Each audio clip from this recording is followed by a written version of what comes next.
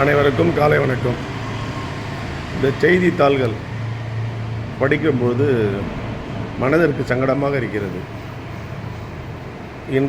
இன்றைய தேதியில் தினகரன் நாளிதழில் 2ஆம் பக்கம் திருப்பதியில் 3,89,00,000 வசூல்.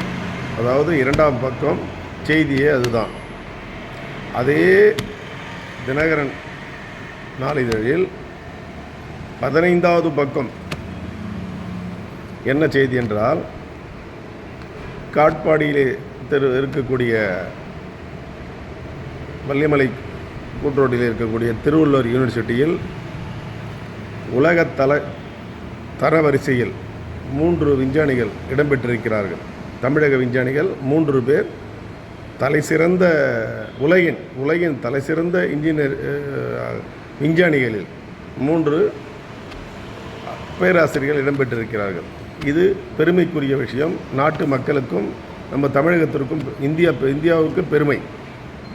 அதை எடுத்து இவர்கள் அச்சிடும் அந்த செய்தியானது,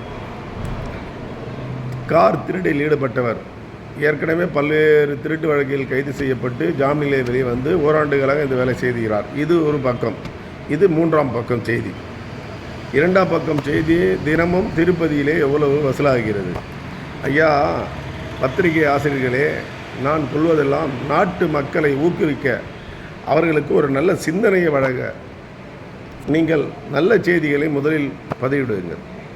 அது மக்கள் படிக்கட்டும். 16வது பக்கம் 15வது பக்கம் நாட்டின் வளர்ச்சியும் நாட்டின் பெருமிதத்தையும் தலைநிமிர்ந்து நிமிரக்கூடிய ஒரு செய்தியானது, உலகின் தலைசிறந்த விஞ்ஞானிகளின் பட்டியல் திருவள்ளுவர் பல்கலைக்கழகத்தைச் சேர்ந்த பேராசிரியர்கள் 3 பேர் இடம்பெற்றிருக்கிறார்கள் என்ற செய்தியை முதலில் போட்டிருக்க வேண்டும். அதை விட்டுவிட்டு நீங்கள் இப்படி போடுகிறீர்கள். இது தவறான ஒரு முன் உதாரணம். குற்றங்கள், நானும் பலமுறை சொல்கிறேன், குற்றவாளிகளுக்கு எத்தனை முறை ஜாமீன் வழங்கலாம் என்ற நீதிபதியின் கருத்துக்கள் சட்ட புத்தகத்தில் இருக்கக்கூடிய அந்த சட்டத்தை பொதுமக்கள் அனைவருக்கும் தெரிவிக்க வேண்டும். அப்பொழுதுதான் பொதுமக்கள் 100 குற்றங்களா, 200 குற்றங்களா, 300 குற்றங்களா என்று தெரிந்து அதற்குள் அவர்கள் அந்த குற்றங்களை செய்து குறைத்து கொள்வார்கள் என்பதுதான் எனக்கு சந்தேகம். ஏனென்றால் எப்பொழுது பார்த்தாலும் இதோ இன்றைக்கு காட்பாடியிலே நடந்திருக்கிற நேற்றிலிருந்து இந்த பரபரப்பாக பேசக்கூடிய 41 கார் திருட்டு சம்பந்தமாக ஏற்கனவே அவர் பல்வேறு வழக்குகளில் சம்பந்தப்பட்டு கைது செய்யப்பட்டவர் என்ற செய்தியையும் தனிப்படை அமைத்திருக்கிறார்கள் அவர்களை விசாரிக்க யார் என்று. ஐயா, இதே தண்டனையை தீவிரப்படுத்தி அதிகப்படுத்தி குற்றங்களுக்கு அப்போதே தண்டனை வழங்கியிருந்தால் இது போன்ற தவறுகள் நடக்காது என்பதுதான் எனது கருத்து. எனவே தயவு கூர்ந்து இந்த சட்ட திருத்தம் இப்பொழுது பழைய சட்டங்களை விட்டுவிட்டு ஒரு குற்றத்தை செய்தால், 2 குற்றத்தை செய்தால், 3 குற்றத்தை செய்தால் ஜாமீன், எத்தனை குற்றங்களுக்கு ஜாமீன் வழங்கலாம்?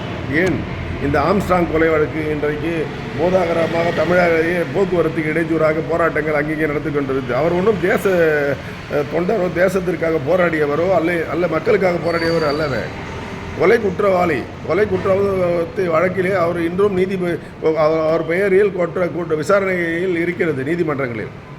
அவர் பழிக்கு பழி வாங்கப்பட்டார். இதை விட்டுவிட்டு இன்றும் அந்த கையில் எடுத்துக்கொண்டு எங்களுக்கு வேலூரிலே போக வர வழி இல்லாமல் போராட்டங்கள் நடத்துவதும் இப்படியும் செய்து கொண்டிருக்கிறார். இந்த சட்ட திருத்தங்கள் வேண்டும், சட்ட மாற்றங்கள் வேண்டும். நீதித்துறையிலே கடுமையான தண்டனைகள் வழங்க நீதிமன்றங்கள், உச்ச நீதிமன்றங்கள் தானாக முன்வந்து இதை குறித்து ஜனாதிபதிக்கு பரிந்துரைத்து ஒருவருக்கு தண்டனை 62 வழக்குகளில் ஜாமீன் பெற்றவர்களும் நான் படித்திருக்கிறேன். அப்படி என்றால் ஒரு குற்றவாளிக்கு எத்தனை வழக்குகள் வரை அவன் ஜாமீனில் வெளியே வரலாம், இந்த குற்றத்தை செய்யலாம் என்பதை தெளிவுபடுத்தினால் தமிழக மக்கள் மட்டுமல்ல இந்திய மக்களும் ஒரு 100 குற்றங்கள் 200 குற்றங்களுக்குள் அதிக தண்டனை என்றால் அதற்குள்ளே அவர்கள் குற்றங்களை நிறுத்திக் கொள்வார்கள் என்பதுதான் என் தனிப்பட்ட கருத்து. இது வேதனையாக பதிவிடுகிறேன். இந்தியாவிலே தமிழகத்திலே அமைதியாக வாழ வேண்டும்.